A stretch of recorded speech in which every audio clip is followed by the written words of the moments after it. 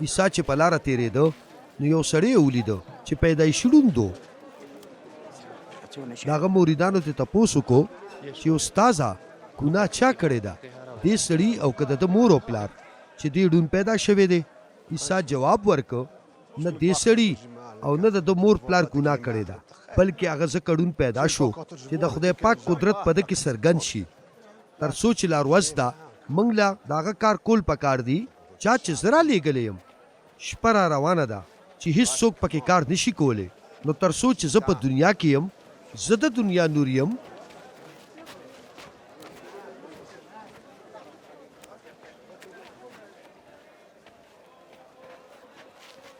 دې ویلو سره عیسی په ځمکه وتوکل او په توکاڼو یې خټه جوړه کړه او هغه د هغه سړي په سترګو ومږله.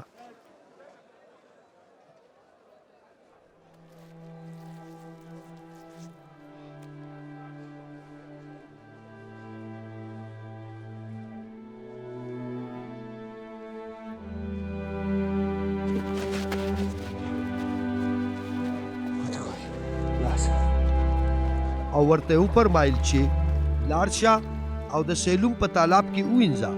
د دې لفظ معنی ده لیږلی شوې. نو هغه سړی لاړو، سترګې یې ووینځلې او چې واپس رالو بینا شوی و.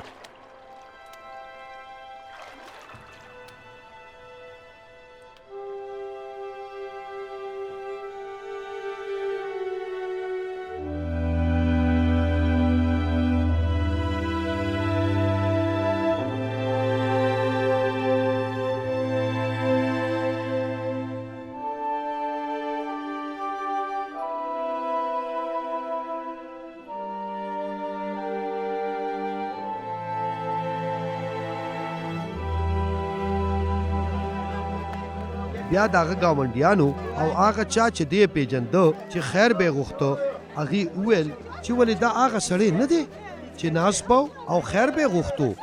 ځینو وویل او هم دا هغه سړی دی، او نورو وویل نه دا د هغه په شان دی. هغه په خپله وویل چې زه هم هغه سړی یم. هغې ته تپوس وکړو نو ستا سترګې څنګه بینا شوې؟ هغه جواب ورکړ یو سړی چې نوم یې عیسی دی هغه خټه جوړه کړه او زما په سترګو یې ومږله او راته وفرمایل چې د سیلوم تالاب ته لاړ شه او ویې وینځه. بیا زه لاړم او ومې وینځلې او بینا شوم. هغې تپوس وکړو چې هغه دی چېرته؟ هغه جواب ورکړ ما ته پته نشته.